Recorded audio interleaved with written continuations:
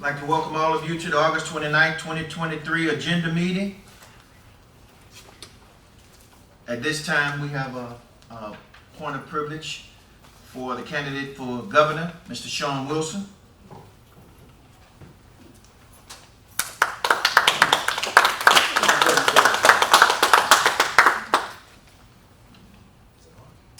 There we go. Good afternoon. I'm Sean Wilson, a candidate for governor, and honored to just come and say hello to the members of this honorable board and council, as well as the citizens of Lake Charles. This is not my first time standing at this podium, nor is it my first time coming to Lake Charles. You see, I began coming to work in this community as an executive for the Louisiana Surf Commission with what was called the Impact Lake Charles program, dating as far back as 1998, working to develop that under Mayor Willie Mount. Great things have happened since then in terms of our relationship.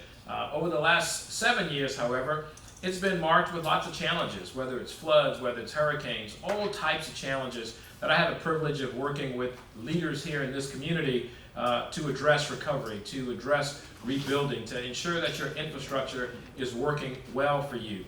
Those are things that I am most proud of in terms of my job as a public servant. And I retired from the Department of Transportation on March 5th to seek the highest office in this state, not as an effort to make history, but as an effort to continue the ministry of work that I've done for 25 long years.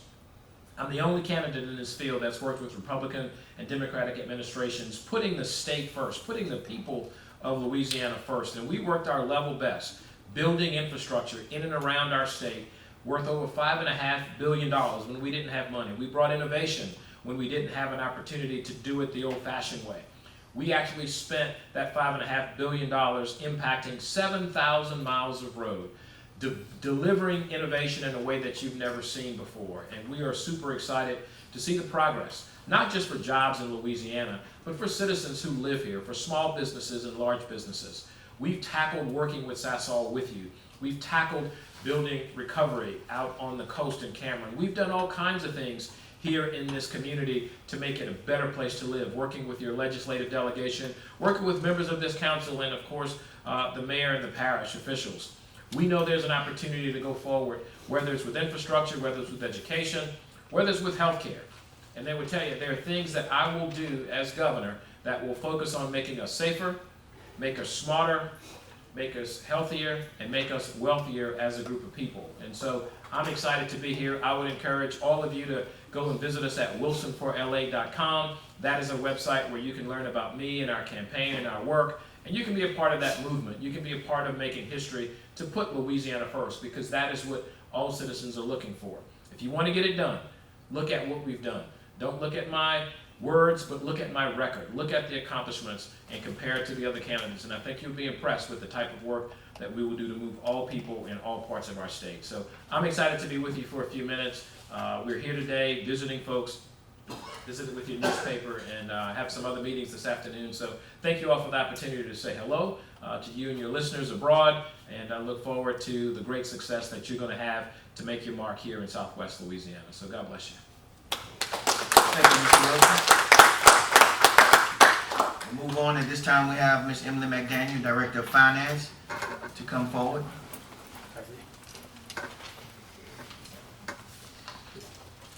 Good evening, Council. Good evening. I'm here today to give an overview of the 2023-2024 operating and capital budget.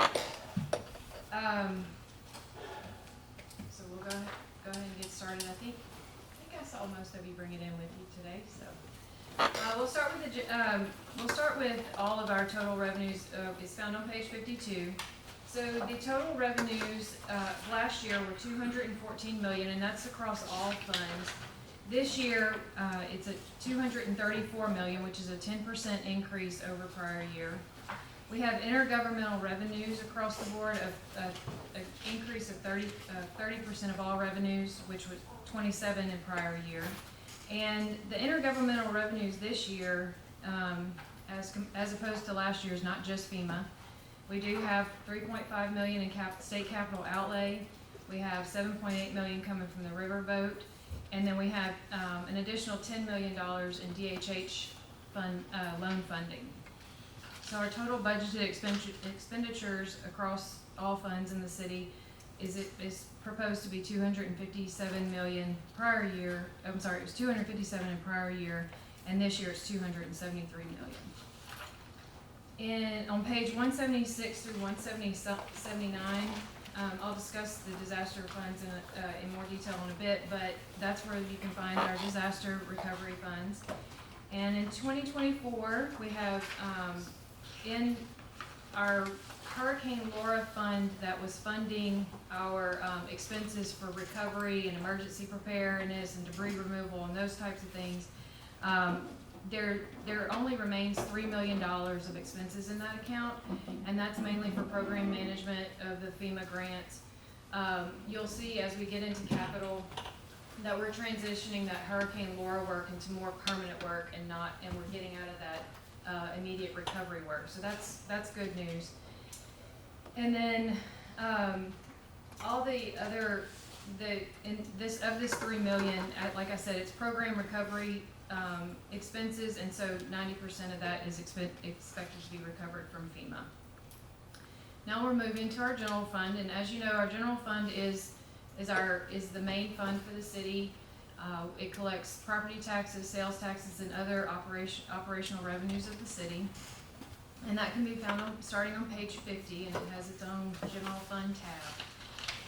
Total revenue for the general fund budget is 87 million, which is 65% of that is sales taxes, so 57 million.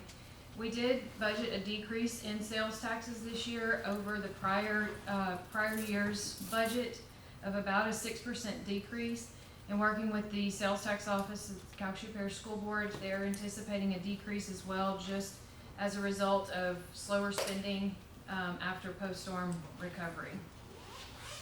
And property taxes this year is budgeted at around 11 million, a little over 11 million.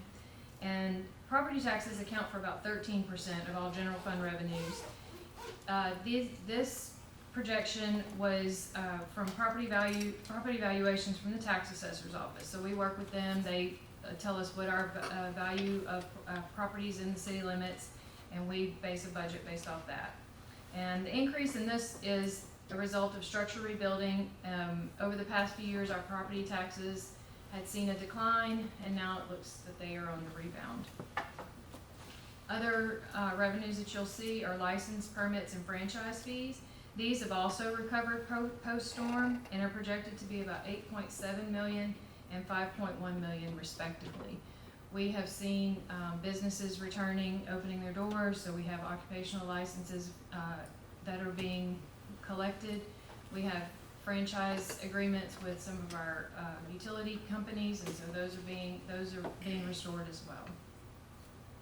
Any questions about revenues? And then this is just a slide to kind of show you the pie of how all those percentages break up in the general fund. And you can see sales taxes is our biggest revenue generator. And this is just how revenues stack up for the last 5 years. Revenues, like I said, sales taxes being our largest driver with a decrease, you'll see that there's a decrease over from prior year. Then if we go into our expenditures for the general fund, the general fund department expenses of 88.7 million is an increase of 6.2% over the 23 adopted budget. And in that, you will see that police department makes up 24.7 million or 27%. The fire department is a little over 22 million, or 25%, and public works is right at 22 million, or 25%. So those three departments make up about 78% of the general fund budget. In these categories, you will see that salaries, overtime, and fringe benefits make up about 63% of the total budget. Fire department's retirement contribution increased 18% to 34.35%. The police departments remained the same, and then all others with the MERS retirement stayed the same at 15%. All these salaries were calculated with the 2% longevity pay increase that happens for all employees, in addition to adjustments to pay matrices for the fire and police, and the additional 2% across the board that you all voted in last year for 2024. The proposed budget also indicates that expenses and transfers will exceed our revenues by 10.9 million, resulting in a fund balance of 37 million for the end of the year.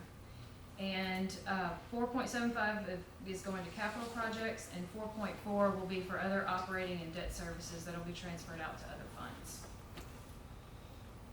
And there's a 5-year run history of the general fund expenditures. This slide just shows you the how the ending fund balance has been over the last 4 years, from 2021 through 23-24.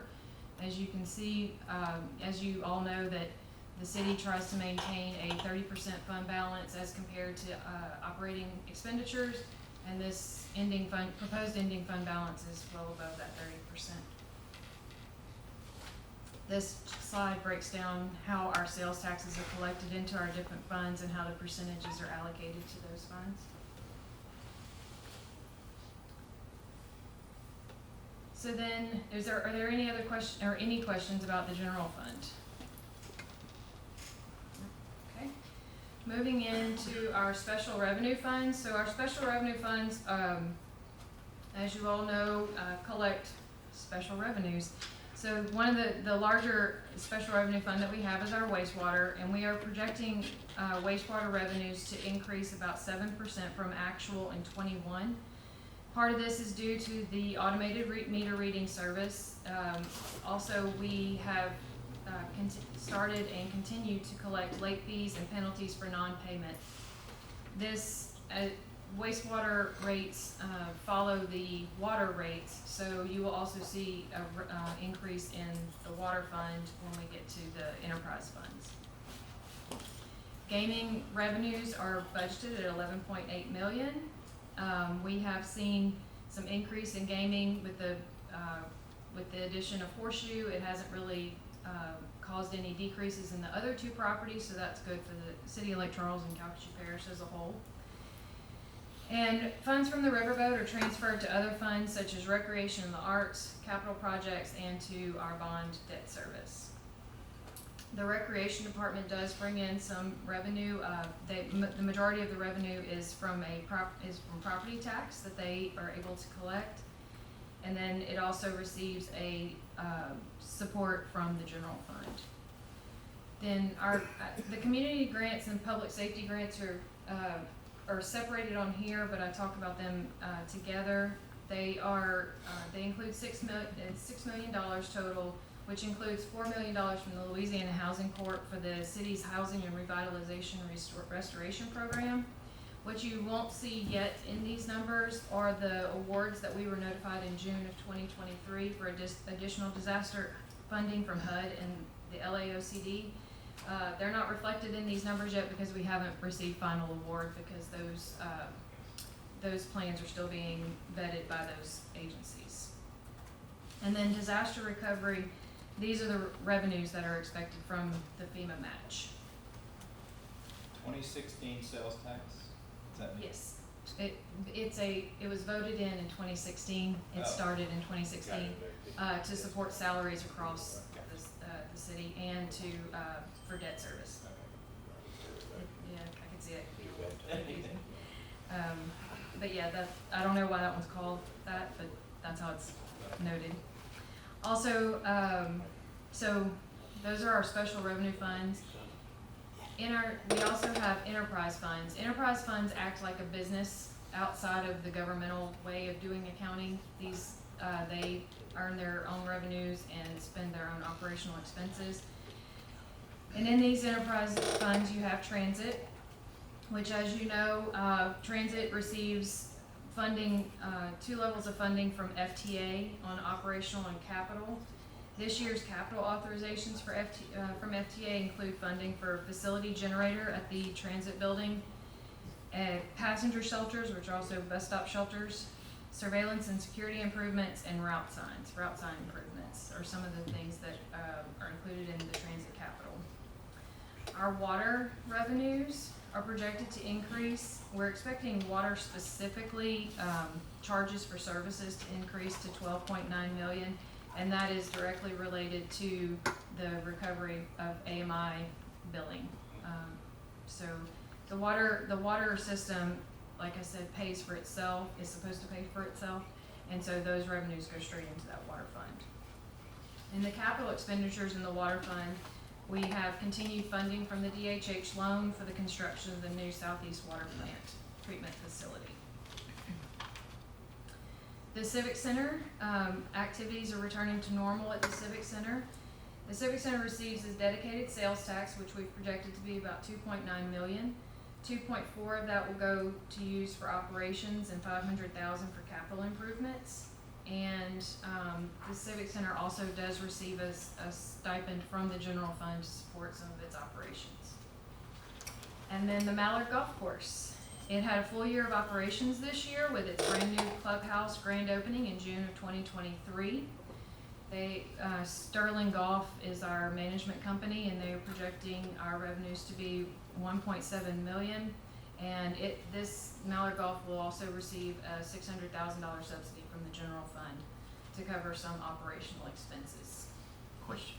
Yes, sir. Do you know right offhand how much we pay Sterling? It's a management agreement, so they get a portion of the sales that they generate, I believe. I'll have to get back to you on that. I can make a note. Okay.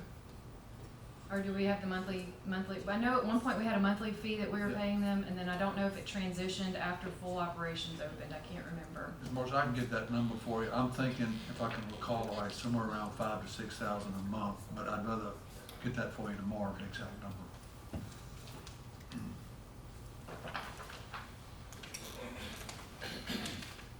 Any other questions about our enterprise funds? Moving right along to the capital budget. This year, the capital budget is estimated to be about $47.5 million. Some of the repetitive funding sources that we receive into the capital budget fund are from sales taxes, both from current year and prior year. We received about $7.5 million from riverboat funding to support wastewater, water, recreation, and other community services.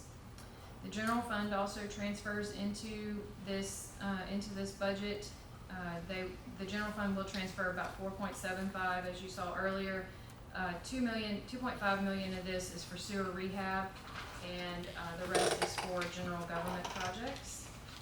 And then the wastewater fund will transfer $2.5 million into the capital budget. Other outside sources that you'll see in this capital budget is the additional $10 million from the DHH loan for the water plant, which is a $38 million project, and $777,600 from the Calcasieu Parish Road and Drainage Trust Fund. This little slide lines out where all the revenues from for the capital budget will be spent in the categories. I didn't know, it kind of just shows streets at 11 million, drainage 2, wastewater 8, the water system 15, because we have a few large projects going on in that system, community services, and general government, and then our debt service of 2.3 million.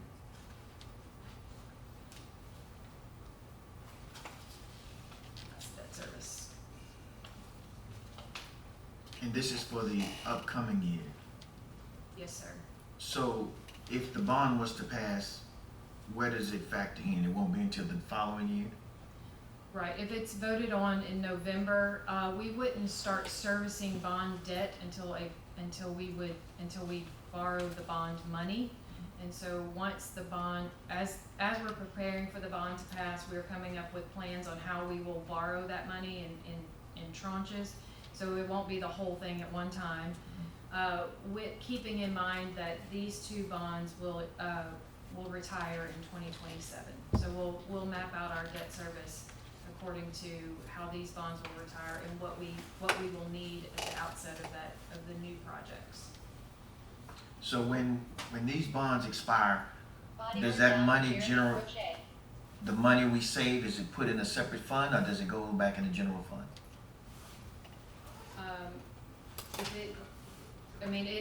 The debt service from this comes from the general fund and from other fund sources. Officer down So event no those- longer active for Jeremy Crochet. So those transfers would not happen, but if when the new bond passes, some of those same sources would be used to fund the new Body bond. we're down, Jeremy Crochet.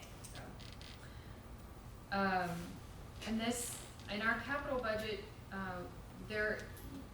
this is our third year of having Hurricane Laura recovery. We came up with this new table to kind of show some of the projects some of the larger projects that were hurricane related, and will receive FEMA funding, but they're also receiving other sources of funding. And like you'll see, there is FEMA, but there's CDBG money and there's state capital outlay. And then with a lot of those programs there's a city match, and so you see the city match column all the way to the right. And at the bottom, we lined out all the authorizations that had happened in prior years, and then you have our new authorizations for this year, which include, with new authorizations of $47 million, with $24.9 million expected from FEMA, $5 million in new state capital outlay, $12 million in CDBG DR funding, and $3.5 million will be transferred from that other Hurricane Laura fund that I was telling you about earlier that supported the first line of recovery projects. And then also $1.8 million from the disaster recovery fund balance. This year, no general fund transfers will be used to cover any projects in the Hurricane Laura recovery capital projects line item. So that's good for us as well. And do y'all have any questions about the hurricane projects?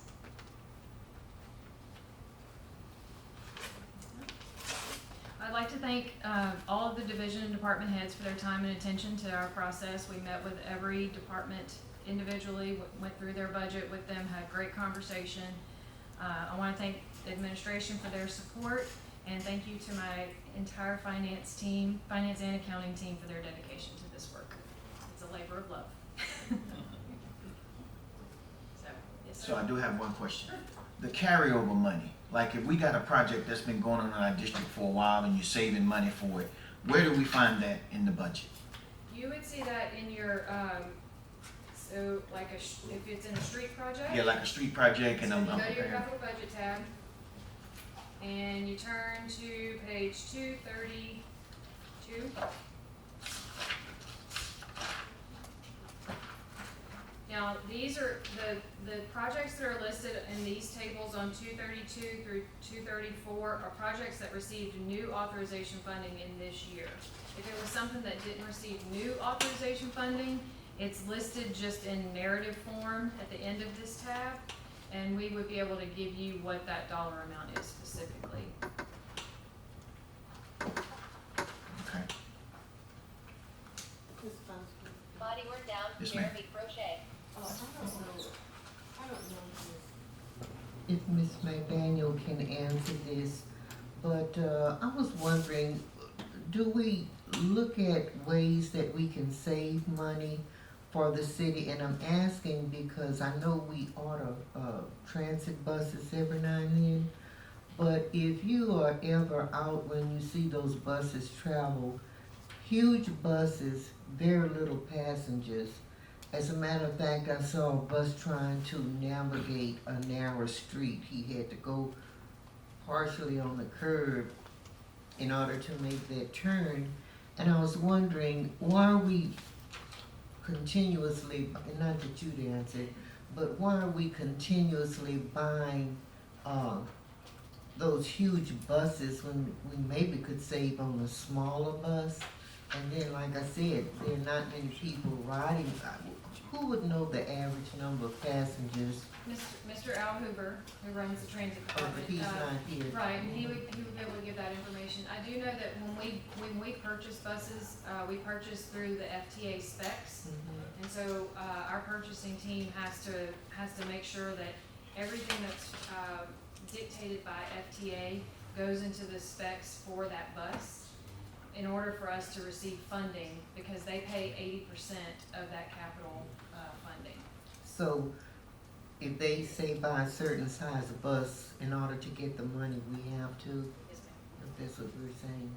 But Ms. Aldis, we do, a reminder that we have fixed route buses and we have paratransit. And the paratransit buses are a smaller bus and they do, house less riders. So we have we do have those two different types of buses. Yeah, I know, but I was just wondering why we would continuously purchase larger buses when you don't have that many passengers on it. If you are out and about, you'll be able to see that. And then some of the Lake Charles streets where the routes do travel, they're not very wide and these buses have to make a short turn. Whereas with the smaller bus, I think that they could do well. But I'm familiar with the two kinds of buses that And I you're believe we speaking have, two different size fixed route buses. I don't remember the seating arrangements and which one each one holds, but I can get that information for you tomorrow. Okay, well, I just think it's a waste if, you know, we don't have that many passengers and we have these huge buses. And Ms. Gann's always talking about gas guzzlers, you know, so I was just wondering if we, you know. Yeah, I agree. Okay, my next question is, unless I missed it, through the budget, do we, as a city, allot any money to the, Lake Charles Regional Airport? Do we contribute in any way to its operation, its whatever, none whatsoever?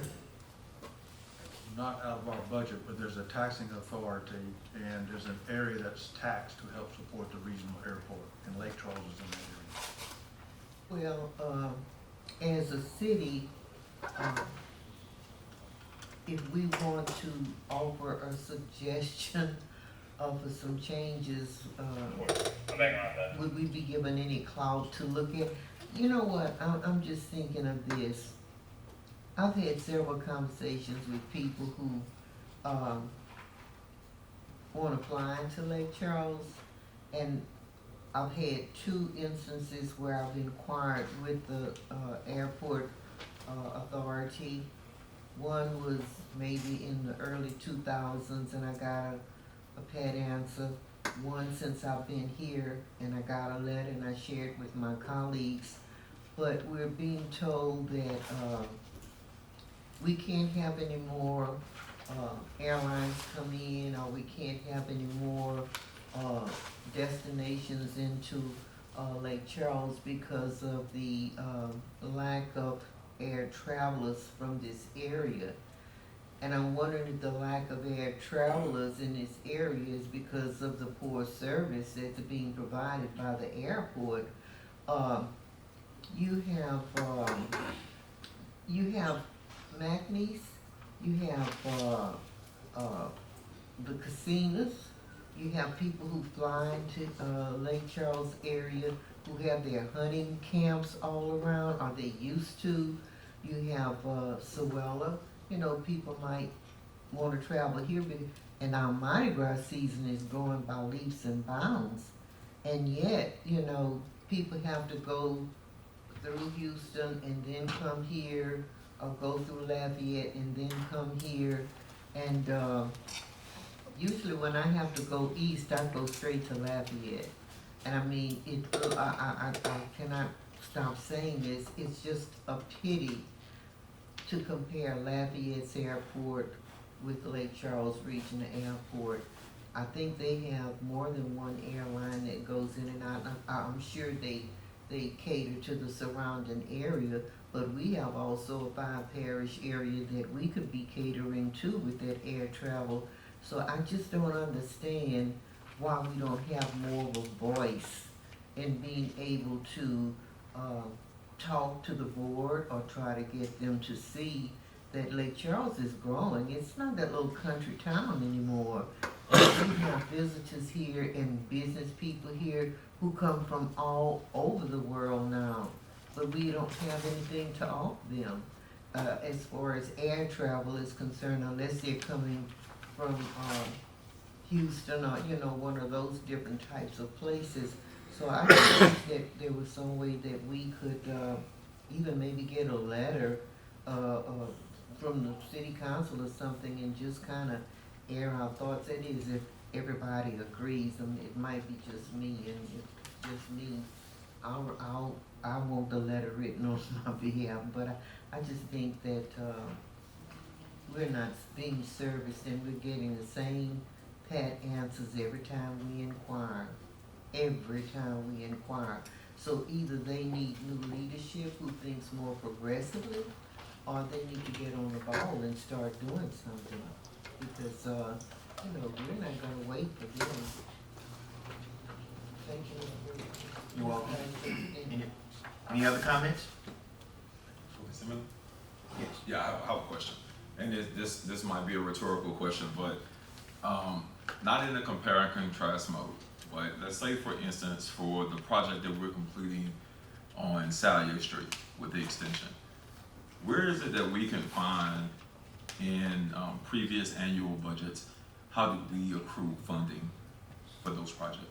Or was that already a part of the capital outlay project previously, or did we just find the funding to complete it, or was that a multi-agency deal, or? Yes to all of that. Yeah. So, okay. So that project has been accruing funding for quite a while. And for you to take all the budget books and go back and try and do that research, I can do it a lot faster for you. That could be a conversation, you know, if you just let me know what you're looking for. I guess my to connect the two, I'm trying to figure out how did we accrue funding for that Yeah, and I particular absolutely project? can tell you And I know when I came onto the council about a year ago, it was kind of like right in the capital outlay planning. And it said like we had about a little over 4 million for the extension. I guess my question is, why are we not accruing funding for that particular project? Well, capital outlay is also, there are different levels of capital outlay, and so not until it becomes priority one. Priority one is I don't want to say guaranteed, but you have a very good, you have to apply for it and get it, but any other priority level capital outlay, we continue to apply for it in hopes that the legislature will allot it to us. And those, anything P through P5, we don't put in the budget because it's not authorized funds. We don't have a guarantee that we're gonna get them. And so the only funds that you would see in the budget would be P1 allocations. And so you see some capital outlay in here, and those are priority one allocations that we have been notified by the legislature that we have qualified for. In looking at the Sallier project, yes, it has accumulated funds from different funding sources over the years, and that's something that I can pull up and give you how we have funded that project. Well, that leads me to a question. If, Hey, you wouldn't- I'm sorry, I didn't pay attention. So I know this was before my time. So were any of those funds based off of prior bond? Or were those any carryover funds from a previous bond for that particular area? Yes, sir. Sallier Street, there was some bonding money that was set aside for Sallier Street. And that project, the reason it has never kicked off, because the bridge never kicked off. So that bonding from the old bond, those funds remained on that project. Okay. If you don't mind me asking, what year was that? Excuse me? 2009. 2009. 2009, okay. All right, that's all. Yes, sir. Thank you. You through? Okay. The monies that, you said if you get money from capital outlay, P1 through P5, you get funding for it, it comes through. But all of these projects that I'm looking at were not all P1, but yet the account was steady growing. How is that? Then those funding sources, and you'll see on page, you'll see page 235. We lay out all the different types of funding. And so you can see streets doesn't get just capital outlay. They get capital project fund balance, some FHWA, sales tax, a mixture of two different sales taxes, and on down in the different categories. So it's not just capital outlay that's in that funding. So it may be from other funding sources. So outside of capital outlay, the city determines funding from these that you have listed. Yes. Thank you, that's all I have. Mr. Marks, if Yes, a sir. project's identified and it's a project that we're trying to accomplish, and let's say it's an expensive project, and each year, and I think many of you know this, we meet with the council members every year, we're looking at our capital projects, and we put a certain amount of money aside saying, we think we can fund this over 3 years. And then we may go after capital outlay. If we go after capital outlay and we happen to get it, and let's say it moves to a priority 5, well, the following year, we're going to try to move that to a priority 1 that shows it's been authorized. And so that helps speed up that process as well. So we understand the project, we have estimated cost, and we're looking at trying to put city funds aside for it, and we'll also go and try to seek other funding as well, like capital outlay. And to capital make those outlay has a projects happen. match. Capital outlay, it's a 75-25 match. So you get the capital outlay, but then the city also has to have funding in place to match those funds. Gotcha. Anybody got any other questions for Ms. McDaniel? Thank you. Thank you. Thank you. Let me know if you'll have any additional questions. Ms. Renee? Appoint a chairman to review requests for proposals for the purchase and installation of GPS/automated vehicle location, AVL telematics/fleet management system for the city of Lake Charles. Appoint a chairman to review requests for proposals for pre-disaster contracts to supply materials and equipment needed for disaster mitigation. Appoint a chairman to review requests for proposals for disaster debris management services. Appoint a chairman to review requests for proposals for disaster debris monitoring/management services. Appoint a chairman to review requests for qualifications issued for licensed lead-based paint testing services for its CDBG and home housing rehabilitation program. Appoint a chairman to review requests for proposals for appraisal services for its home and CDBG housing programs. Appoint a chairman to review bids for project number CP 3385, 2020 CDBG asphalt overlay. Public hearing and consideration of the Lake Charles Planning and Zoning Commission's decision to approve a request for a preliminary and final subdivision approval in order to subdivide a .26 acre tract of land into 2 residential tracts with lot size variances 5,839.14 square feet versus required 6,000 square feet within a residential zoning district in the 2600 block of Edgewood Lane. An ordinance ordering demolition and authorizing the city of Lake Charles to enter into an agreement for demolition of structure located at 2404 Fitzroy Road, Riverside Baptist Church of Lake Charles, Louisiana, owner. Number 10 should not be on the agenda. Number 11, an ordinance amending section 4-71 of the Code of Ordinances entitled as Charges and Civil Penalties to provide for concurrent, generally applicable civil and criminal penalties for any violations of any of the provisions under Chapter 4 of the Code of Ordinances entitled Animals and Fowl. An ordinance repealing Article 2, Registration, License, and Permits of Chapter 5, Bicycles, Skateboards, and Other Non-Motorized Vehicles of the Code of Ordinances for the City of Lake Charles, Sections 5 through 15 through 5 through 21. An ordinance adopting the operating and capital budget for the fiscal year beginning October 1st, 2023 and ending September 30th, 2024. An ordinance authorizing the City of Lake Charles to enter into any right-of-way agreements for the approved fiscal year 2023 to 2024 capital improvement projects and/or for right-of-ways and to acquire land and/or compliance with the Site Triangle Ordinance for fiscal year 2023 to 2024. An ordinance authorizing the City of Lake Charles to enter into architectural and engineering agreements on all projects outlined in the approved approved capital improvement program funded in the fiscal year 2023 to 2024 capital budget. An ordinance authorizing the City of Lake Charles to enter into an agreement for programs related to special arts and cultural events/exhibits as authorized in the operating and capital budget for the 2023-2024 fiscal year.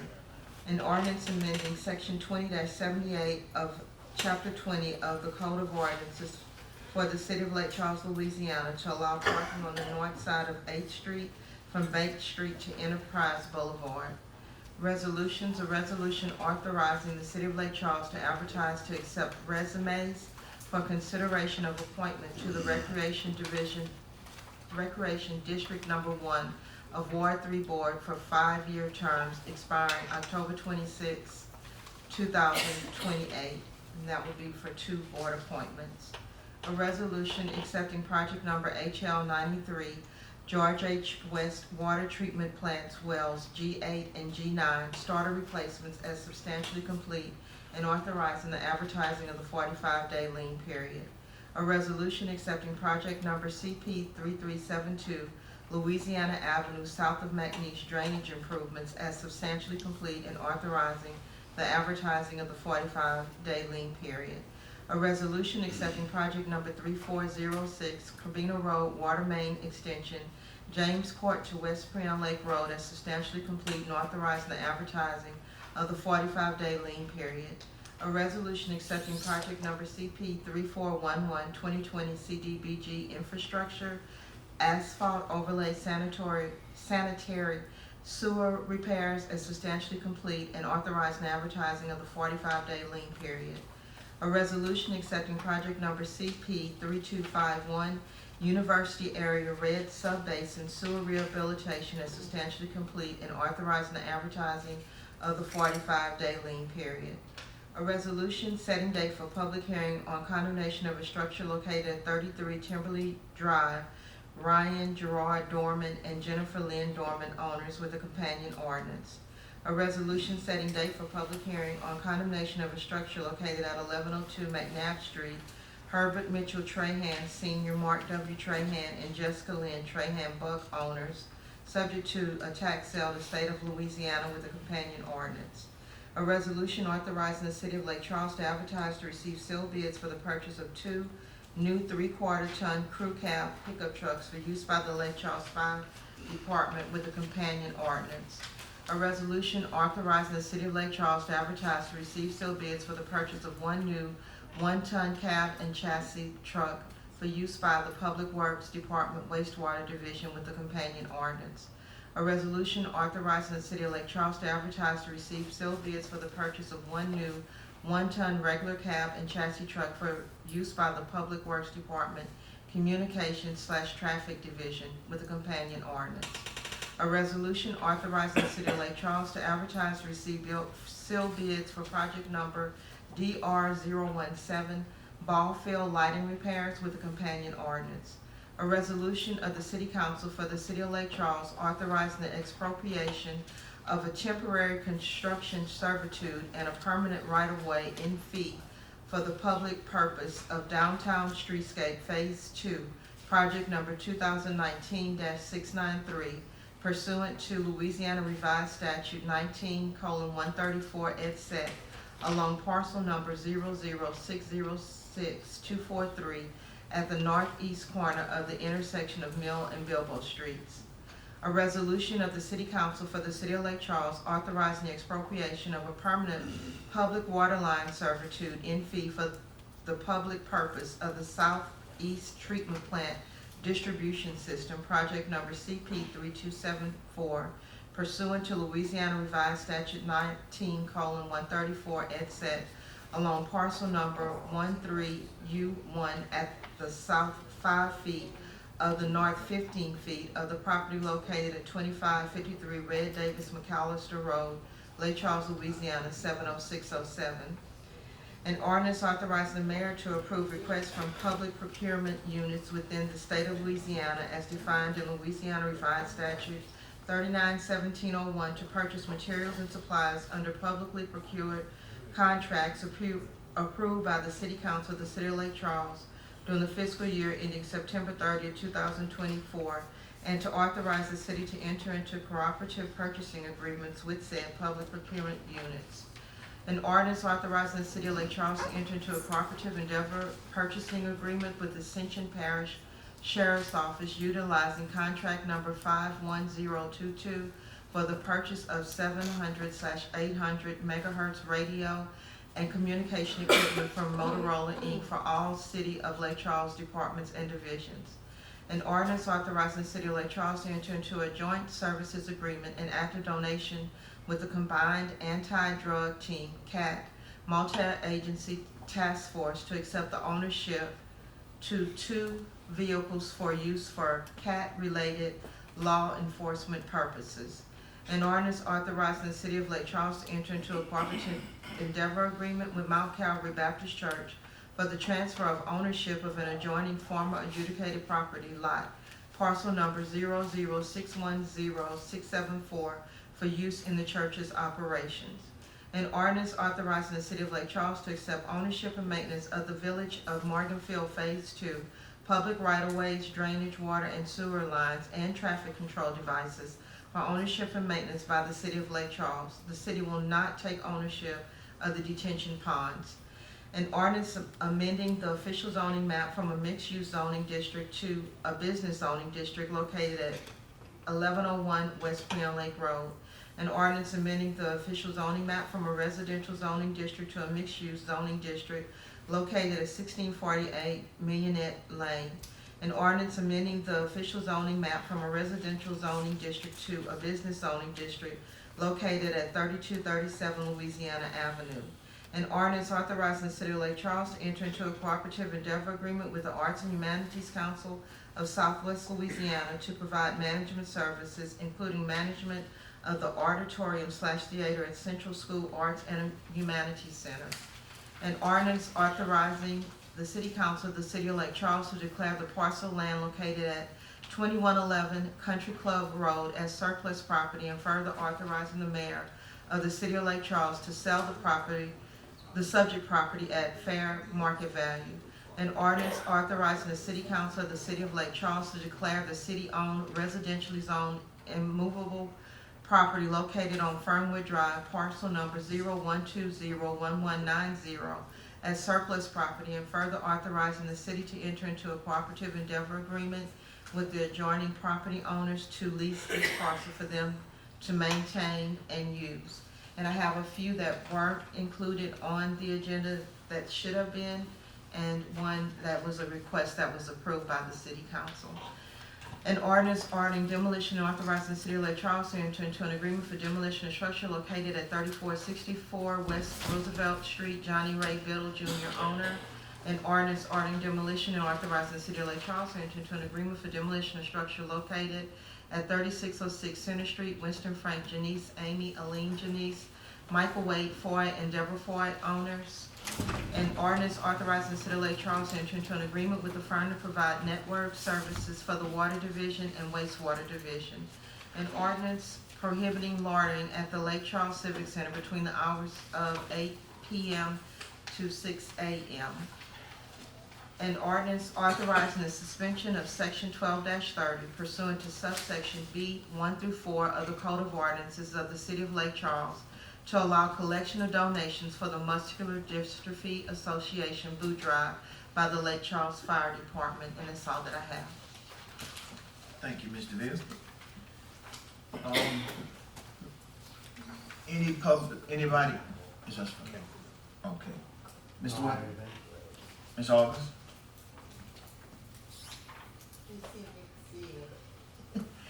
I'm sorry for putting you on the spot, but I this question, is the parish jail renovation completed? Do you know, and if not, where are the prisoners being sent? I have people who are asking me that, and some of them, there's a rumor going around that unless it's a violent crime or involves a big drug deal or something, other people are given, more or less a little slap on the wrist and they're allowed to walk the street again. So I'm glad you're here. I could ask what's going on. As far as completion of the jail, As far as completion of the jail, I don't know how far along they are. I know they had some stuff to the prison side, but I think a lot of it right now is the manpower as far as being able to look at everything. And yes, ma'am, right now they are still sending some prisoners out throughout the state of Louisiana. Where there's all the places they're sending to, I do not know. I can find that out for you, though. Well, no, it's okay. It's just that, you know, some citizens, people are scared, you know, because of guns and people riding up and down the street shooting at each other and things like that while they're sitting calmly in their homes, and there's a rumor being told to them, or they're hearing a rumor, or they're making this up. I don't know, but they're asking me where these prisoners being sent, and is it true that they're just being allowed, if it's not a real violent crime or a big drug deal, are they being allowed to just get a light sentence? If it's a felony, we are taking them to the jail and they are being housed in jail. Now, everybody is afforded a bond, so if they're allowed a bond, they can bond out. And by all means, that's just part of the rights of U.S. citizens, so they can bond out. It just depends on the severity of the felony that they're being held on, whether or not the judge assesses the bond. But some misdemeanors, no ma'am, we do a lot of times just release on a summons for them to appear in court. But all the felonies are processed, and they are processed through, and they are assessed a bond. Okay, thank you. Well, they're just concerned because they feel like because the jail may not be finished and there's no place to put anybody, they're just kind of being lenient. Well, they are housing prisoners over at the sheriff's office. Okay, I just need to reassure people who are calling me, so Yes, ma'am. I'll tell them DC Nicosia said everything's okay. You know, thank you, Ms. Burns. Thank you. Mr. Ayu? Nothing to that, thank you. Mr. Ginn? Mr. Harvey? Yes, sir, I got a couple things. Is it possible that we can get someone to look into the 1,000 block of Price Street? I think it's a couple of sharpshooter homes that's commonly referred to as Euless Place. We've been getting several complaints from the constituents in that particular area. Lots of loitering, possible drug activity, but just the overall standards of those properties. If I'm not mistaken, it's about 6 different homes on that particular corner. If we can just get someone to look at it. I know they have several vehicles in the yards. I actually went by there before the meeting. They're not tagged or anything, just kind of place with a lot of junk and stuff like that. So a lot of homeowners in that area are complaining. Also the gas station, I'm not familiar with the name, it's the one right off the I-10 exit coming on Belgian Street. I know we've had some issues there before, but it's definitely been a hot area right there with lots of people, even early in the morning. And then definitely late at night, people kind of hanging out in the front. They've had a couple of, I don't want to say violent activity, but they definitely had some situations that's occurred more recently. You talking about the Valero or the one closest to, Valero. As soon as you're coming off the exit, the one that you run right into. not the one by Mama Rita's? No, not that one. Okay, Not that one. Yeah, okay. And in reference to that gas station, right on that corner, the 300 block of South Louisiana Avenue, there's 3 homes that I know, let y'all see the police have done an excellent job. They've tagged them, posted it. They've actually removed the tag since then. I don't know who did, but I know the constituents across the street, elderly, senior citizens, homeowners, they're constantly getting a lot of rap about that. The new construction that's coming up on that corner as well, on the corner of Enterprise and Building. Not sure what type of business it's gonna be, but do we have an ordinance in place that ensures that some type of fencing will go up to separate from the residential properties and the commercial business? And if so, how tall does that fence have to be? It should be, in a business use, you have to separate it by, typically it's a 6 foot wood fence. Okay. Is it? I can check on it and see. Okay, so it's 6 foot and has to be a wooden privacy fence. Screen. Gotcha. And then, Yeah. okay. And if we have to, we can come to the table and possibly amend that ordinance if need be. I'm just looking at the structure and the height of the building in comparison to the height of those people homes, and things like that. The last thing, I know we spoke time and time again about the different construction and things going on in the city, but the notices, I feel like we're gonna have to do something about it, notifying the constituents about the things that's going on. I've gotten several calls. I'm kind of over the boxes. I get that we're not going to fix the box problems, but the sidewalks, I'm giving an example. My house, my whole block, for some reason we woke up, the whole entire sidewalk was gone. To the point to where if all the neighbors are driving on the grass. This is in the North Gospel Boulevard block. So I'm just saying, not asking for any special privileges, but I know we didn't receive any notices for that. So I can imagine, I'm not complaining about it, but for my neighbors who are senior citizens, who are, mobility is very limited, and thinking about their cars and stuff like that, if they could just get a notice, maybe a knock on the door or something like that. Yeah, and then, again, I'm gonna speak for District A. I'm sorry, Mr. Vice President, but for District A, I know there's a lot of construction going on, and I understand the road repair, and I'm not trying to like harp on the fact that we have, these roads are just out of control. But even from the safety standpoint, barricades or something, I mean, we're going through potholes that's literally ripping the bottom of the people's cars off. So again, I get that we're gonna have to take some time repairing the roads and stuff like that, but just from a safety standpoint, because my question is, and I know I sent this in earlier this week, who's responsible in the event that something happens to someone's car due to the streets? Is that on the city, or is that on the contractor, or? Should Because be a lot on, of times they're having to come back and do some more work. that should be on the contractor. And with the new utility ordinance, they'll have a shorter period of time that they've got to come back and repair those holes. Okay. They used to, they would get to it when they got to it and wait until they had, 20 of them to repair and then bring a crew in and repair them, but now they'll be on the clock. Okay. So it should happen a little quicker. Because I know, like, and I'm not a construction guy, but if I'm seeing them like they're packing asphalt, but as the cars continuously go over it, they packing asphalt maybe on a Thursday. By Sunday, it's a pothole. So I'm not sure. I don't know how it's happening, but I'm just saying that's something that we're seeing consistently. I can speak for my district. I don't know about everybody else, but just something we can maybe pay attention to, or maybe put out some hazard signs or something. Yeah, and Mr. Harvey, we're, like, as Mr. Morgan stated, we're hoping our new ordinance addresses that. Putting the asphalt in there, putting shell in there is a short-term fix. And so with the new ordinance, they've got to come back and make the permanent fix quicker. Gotcha. The same way that it was. The same as it was. So, as we walk through this process, we after that ordinance, as you find these locations, let us know, because we'll start trying to make sure it's being followed. Gotcha. That's all I have. Okay, I have a few things. Number one is the water bills. I've been getting complaints about the extreme water bills. And they're saying that, for example, one month their water bill was $80, the next month the water bill was $250. I'm thinking maybe it's the changeover or whatever it is. I'm telling them to call the water company and see, just what's going on. But are we having some issues that may cause that to happen? Yes, sir. And every situation is different. Okay. We're asking people to do exactly what you did, call the water department. Some of it could be because of the new meters being installed. Some of it could be we get new meters installed, and we've got other people reading the meters, and it may be an inconsistent meter reading, so we can adjust it.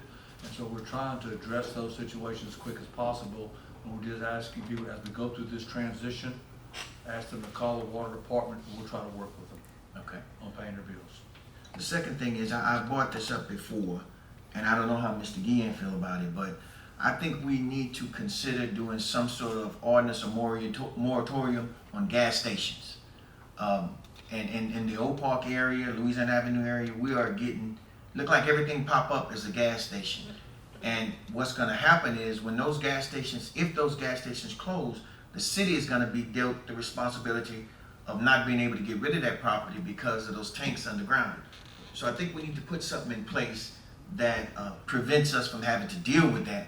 First off, on the owners, maybe we can do some sort of cooperative endeavor agreement. If they leave, they have so many months to mitigate that. If not, they have to pay half the cost. But something along those lines, because as I said before, within a 2-mile radius in Oak Park, Fifth Avenue area, we got 9 gas stations, and they're still coming up. So we can take care of that. Number 3, the central school. I need to get some clarity on our role as a city, because there was an organization called and wanted to rent Central School, the auditorium. Well, they were told that they couldn't rent it because what they wanted to give in there didn't align with arts and culture. I never knew that we had a stipulation on the building where if it's not arts or cultural, you can't use it. So can I get some clarity on whether or not that is the policy? We will do that. Okay. The fourth thing, I'd like to get an update on the RRDP program. You know, just what the status is on us giving money to these residents to help finish their houses. You know, are we at a standstill? Are we waiting on some more money? Or whatever the case may be. The fifth thing is, we talked, Mr. Taylor right after that. I don't think he might be prepared to get a report right now. He's the man.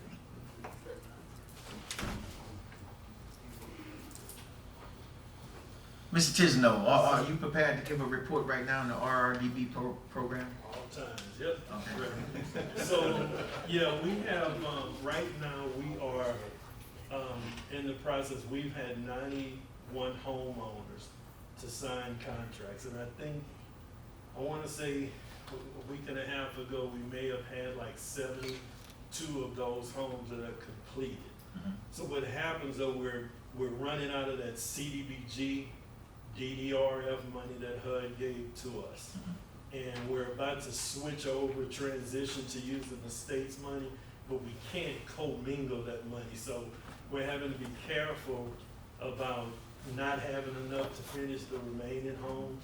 But we figured like right around October 1st, everything should be settled and we can move forward. The state has to give us some stuff too before we can actually start spending that money. But we anticipate afterwards, we'll have probably about an additional, maybe about an additional 75 more homes that we'll be doing. But one thing that we've done, all 31 of the homeowners who were displaced from the very beginning, we got them, all of their homes were repaired within the first 3 months. Mhm. Then they were able to get back in their homes. Then we got, the house less severe damage. That's what we're doing now.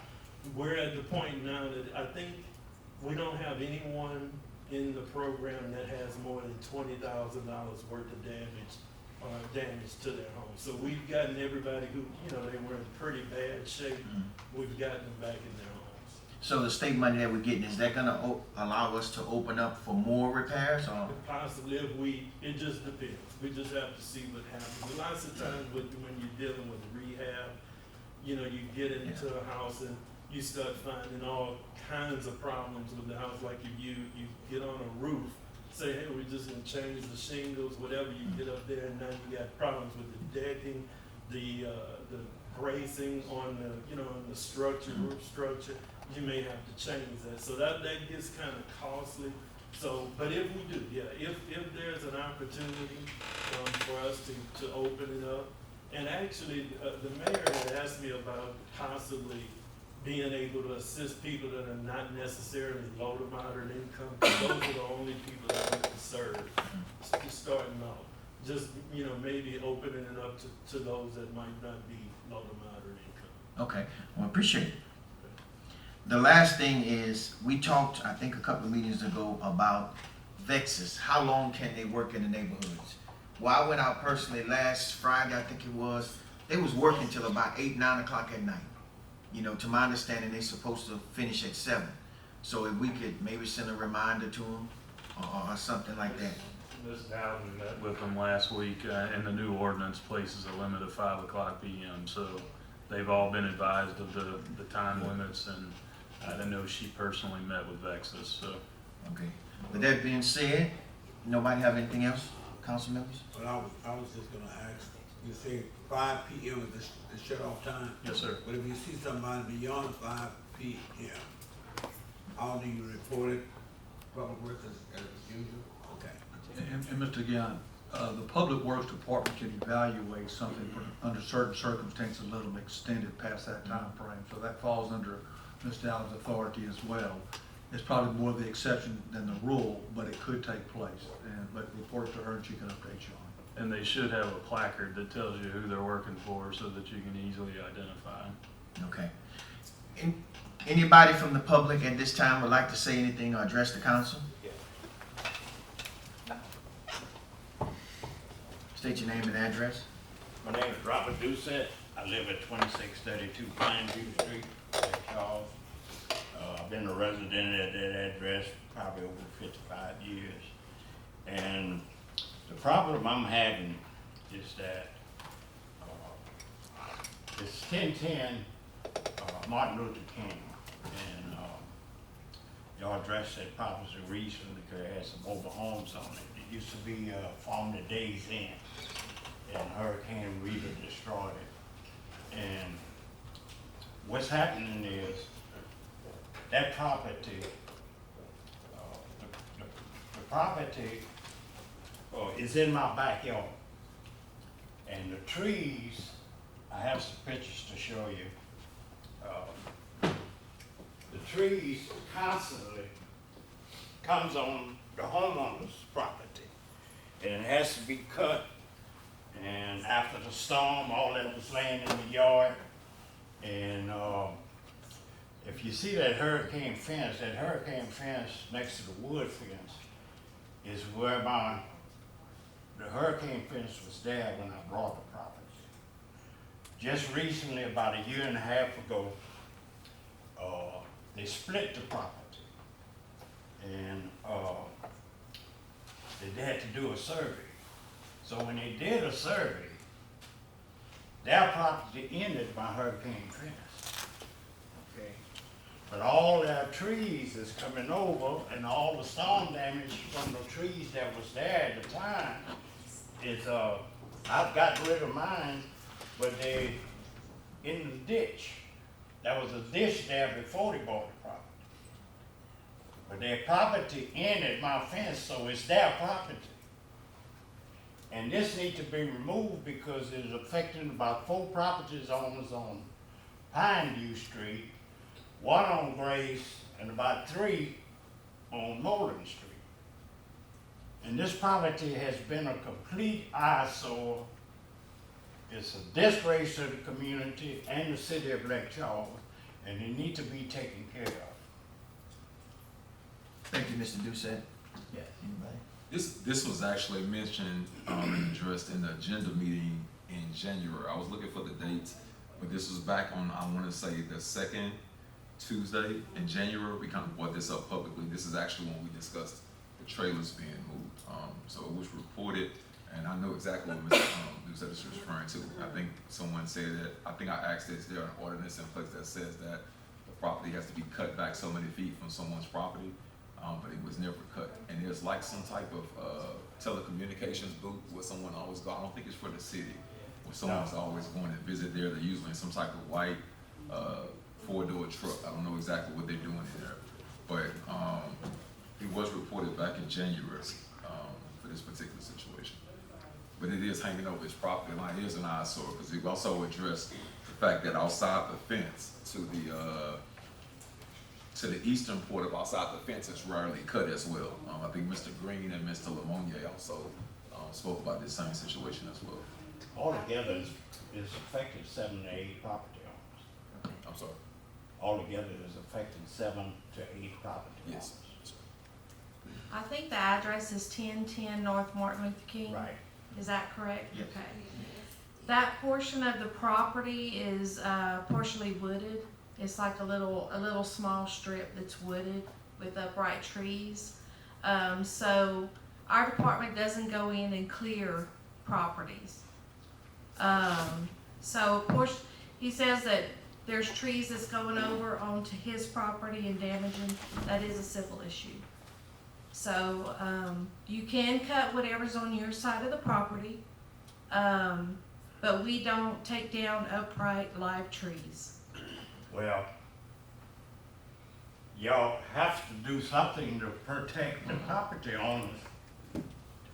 You know, you have a department that I visited several times, and they're pretty much saying the same thing that you're saying. Somebody owned the property, right? Somebody owned the property. And whoever owns the property needs to clear it. And that should be the city's job, not the resident. I mean, I've already spent thousands of dollars cutting these trees. Mr. Gann? I think we need to treat this the same as with a resident that may have debris or trash or whatever it is on their property.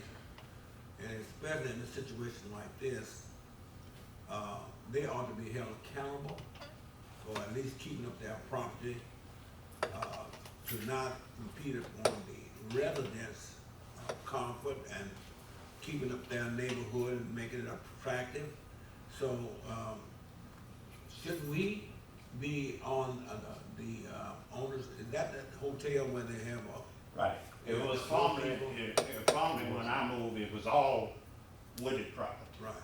Then they built Days Inn, really destroyed it. Well, then, shouldn't we be holding them accountable to Yep. make certain that they have everything in order?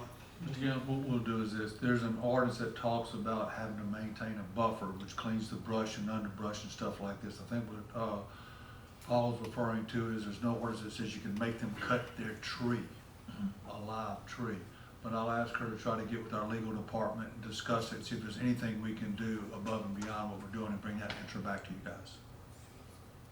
Is that good, Mr. Doucette? All right. Anyone else from the public want to speak?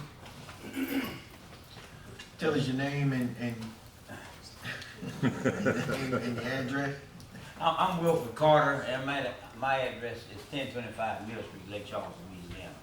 And I'm here on a issue that I happen to have read on the agenda y'all had back on August 16, and I have met with the mayor about this perpetual tax, basically. And we've talked about it, and I have not taken a firm position on the tax, but I see that I think y'all have on the agenda next week to act on that, authorize that actual election in November. And I don't know if I'm right about that or not, but I know at some time it's on the agenda. And y'all have authorized final action on this perpetual tax, this 2.5% perpetual tax. So that's what I'm here on. My concern is, one of the projects in the perpetual tax, I'm all for capital improvement project, is Enterprise Boulevard. And Enterprise Boulevard was in a tax 18 years ago. I remember I was a judge then, and I remember I couldn't get involved in politics, but I remember it being politic to pass this bond issue in order to build Enterprise Boulevard, and I supported it. So now we 18 years later.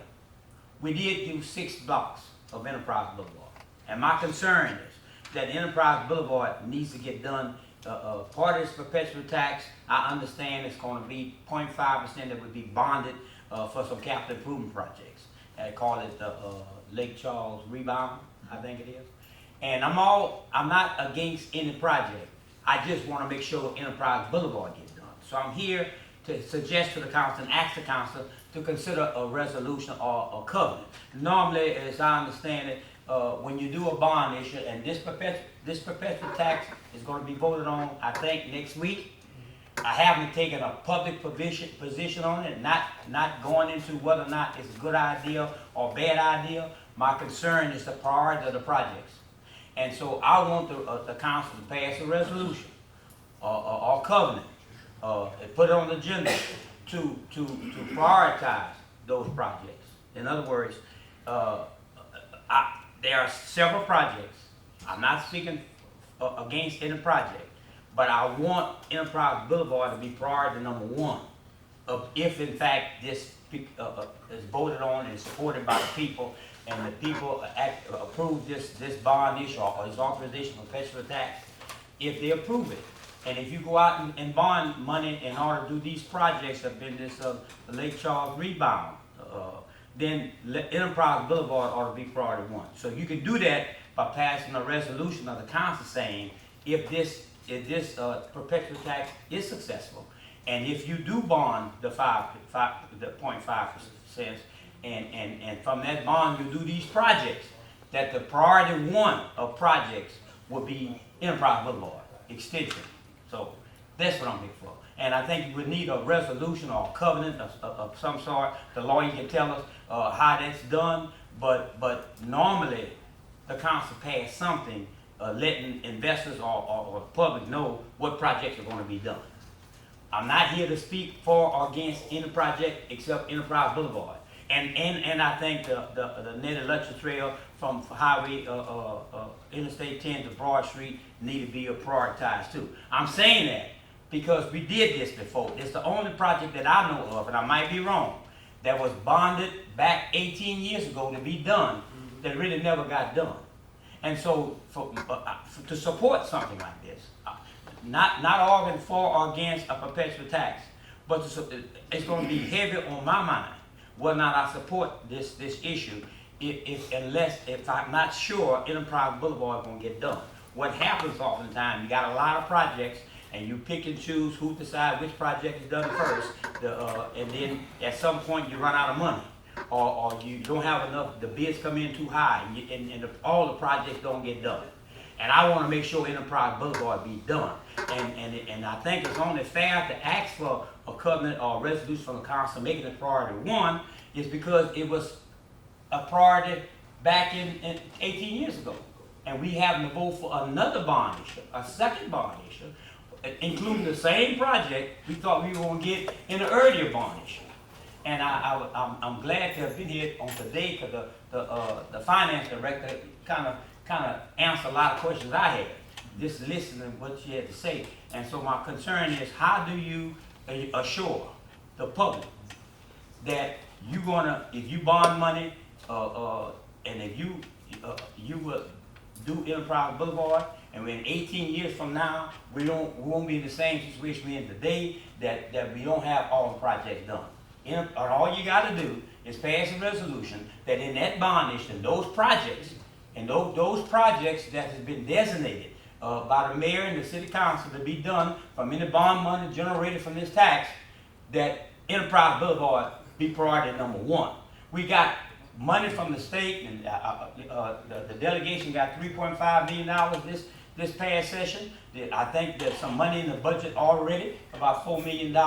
And so you ought to have enough to start right now doing the engineering and whatever you got to do to get it ready to go. So that's what I'm here for a resolution. I'm here to ask for a resolution from the city council to make Enterprise Boulevard, if you do a bond issue for capital improvements in the Lake Charles Rebound Program, that Enterprise Boulevard be priority number one. Two things. One, the council's already authorized the election in November, so there's not any other action until November when that goes forward. However, there is the intent, as was discussed with all the council, and as the mayor has said, I think in every presentation he's ever given, that the council will be presented with covenants in a resolution, as Representative Carter has requested. So that'll be coming to you. We don't have the covenant resolution together yet. Okay. But it's intended to, it'll be presented to you. Mr. Cornell? And at the district meeting we had last week, Mr. Harvey, you were there, and we talked to the engineers who's designing this project, and they anticipating being able to start this project within 18 months of the bond project. So it should be designed and started within 18 months. So I do have a question, like Representative Carter said, if we implement the resolution, at what point would that come on? That you said it's not gonna come until November?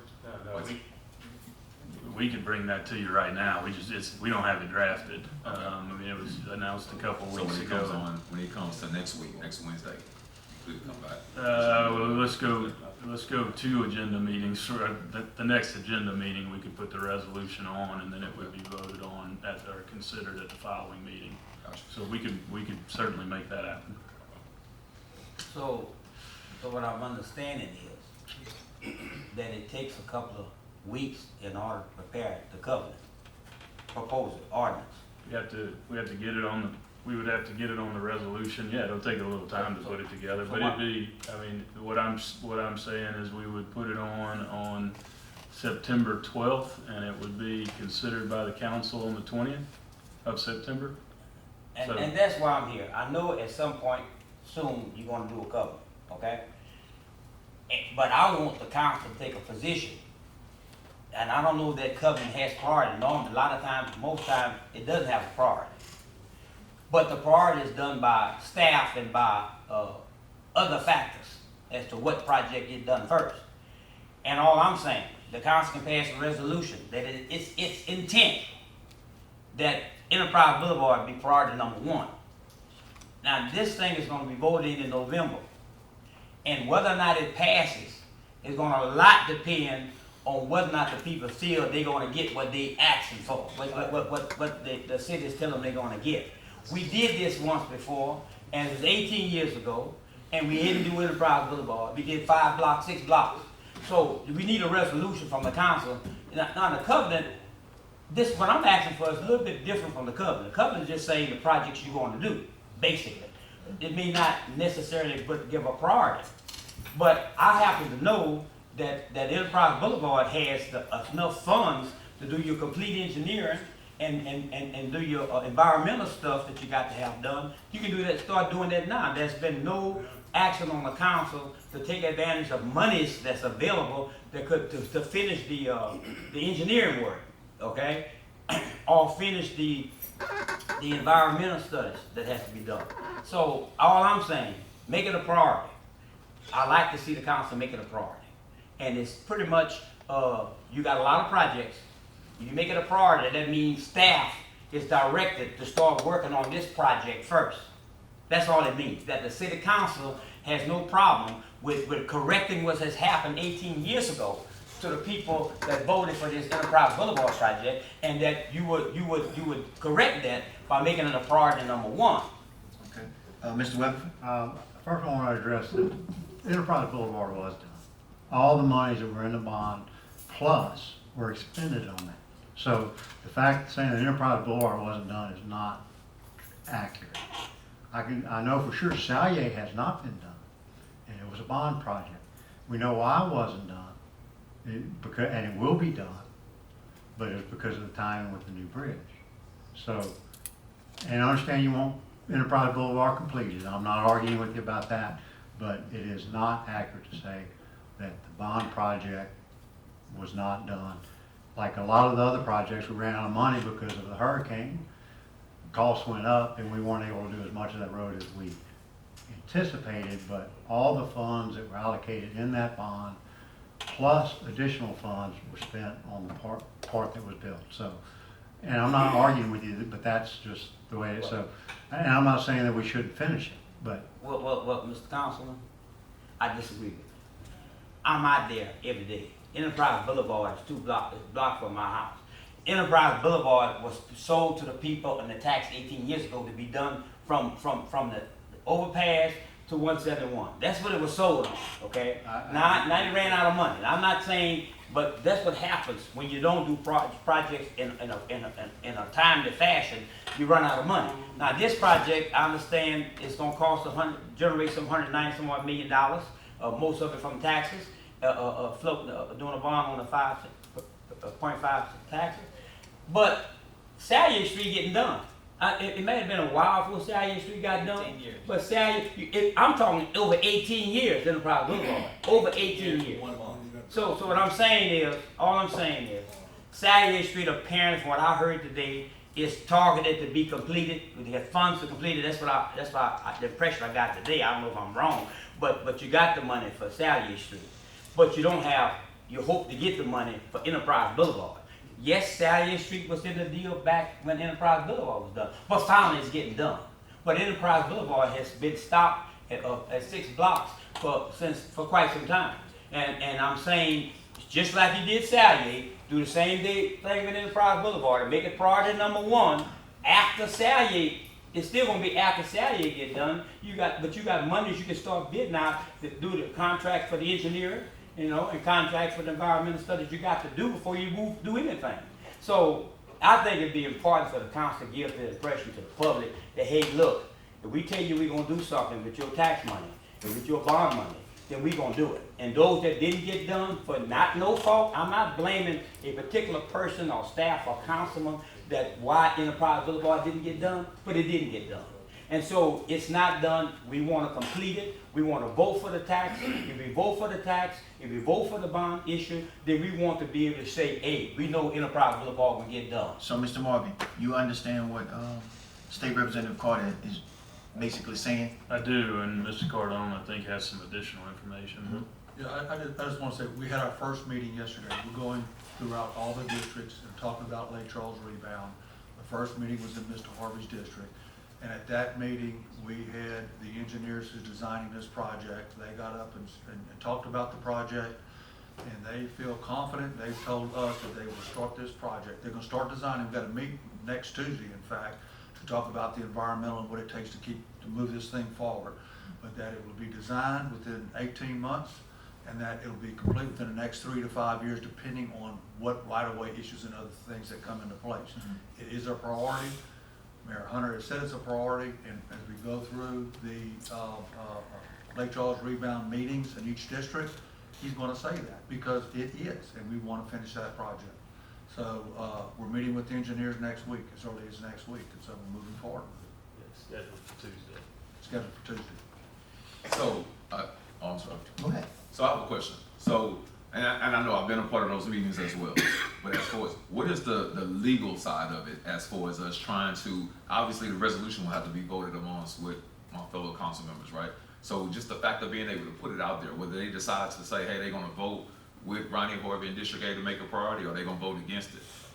You're telling me there's nothing that we can do to at least create that resolution before we vote to put it on the November ballot? No, you all have already authorized the November ballot. Uh-huh. And we're going to put a resolution together, and if you all choose to do a priority as Enterprise Boulevard being in there specifically, you can. So that would just The come covenant- next Wednesday? But it wouldn't, I mean, we can get it drafted for next Wednesday. Okay. What I was suggesting is for the September 20th meeting. If you want it next Wednesday, I'll have it next Yeah, Wednesday. I would like it next Wednesday. Okay. Yeah. But how, whatever covenant you make is up to the council. The 2006 covenant did not list specific projects, it listed types of projects. It didn't list specifics, it didn't say Enterprise Boulevard extension. It didn't list all of those individually. If you all want them listed individually and in priorities, that can be done. Mr. Gann? No comment. Mr. President of the Senate, members of the council, listen, if you wanna pass, if 4 people wanted to make Enterprise Boulevard a priority, you can do it by resolution, okay? And the resolution is simply directed to the city. Mr. Carter, we know how to do that. You've said it 7 times, and we get it. Yeah. So, Well, I can't tell we because, understand what you're saying. well, I cannot tell Mr. Gann because all you gotta do, any member of the council can put this on the agenda right now. Mr. Harvey just did. No, this is. Just did. I'm gonna get it drafted and we'll have it for next week. He said he could, I heard you tell him that you put the covenant on it, but I want the priority. All I want is a resolution for a priority. Is that on the agenda? That's what he just directed me to do. Okay. So if it's on the agenda, all I want is get on the agenda. So that would be on the That's what agenda next meeting? I said it'd be on the next Okay, one. well, I'm good. Thank you, State Rep. Thank We have Mr. Emil Fontenot.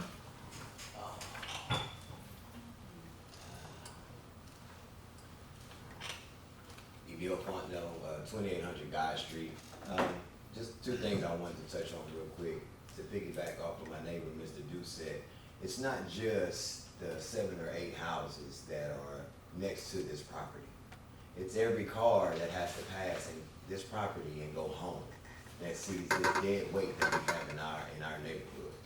And for this to be a business, which should have proper separation, being a 6-foot tall fence or whatever it is, why can't we go into businesses who have been there, maybe grandfathered in, and work with them in order to make sure that the eyesores and then the non-keeping up with the property is not something that we have to steadily look at every day.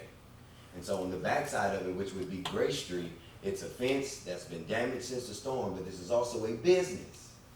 So regardless of what insurance money you may have been waiting on, we should at least be able to hold them up to repairing a fence that protects the outside from the inside. especially if this is gonna be a business. So I really hope you take Mr. Doucette's word seriously and not just focus on those brushes, but truly give us an opportunity to enjoy what we have in our neighborhood. And the second thing to piggyback just a little bit off of what Carter said, it seems like the priorities have already been listed. And the sad thing is here, it said that there's none, but if you call the action line or you ask them a question about what the priority list is, well, they already have it drawn down. And they have a list of them that's showing this 1 to 4 years, they have a list of it 4 to 8 years, and a list of it 8 to 12 years. So maybe there is some miscommunication, but if we can decide which group is going to get between which years, I'm pretty sure we can go a little bit further and say, hey, all of these are getting the same focus, or we breaking it down, or this going to be, we just need a little clarity. There's a big gap between the communication and of the constituents and what decisions are made or what information you guys choose to hold on to or to give to us. All we're doing is just asking for some information so that we can be truly confident in knowing that what we desire and how we want our neighborhoods to look is the same thing that's on your plates. Is that it? That's it. Thank you, Mr. Fundo. Any other comments? Hey, I'm sorry, I'm sorry, and I know this is totally off road. I need to make notice of this. Mr. Robert Simon, I think he works in the Public Works Department. Whoever's his immediate supervisor, hats off to him. There was a vehicle that was stalled in our neighborhood, man, that almost caused a serious accident. Man, he was really good at getting out and assisting the neighbors. So I just wondered if we can make mention of him. Hats off to him. I know the neighbors were extremely proud, but he definitely went beyond the call of duty. That's Mr. Robert Simon, so I really appreciate that. Thank you.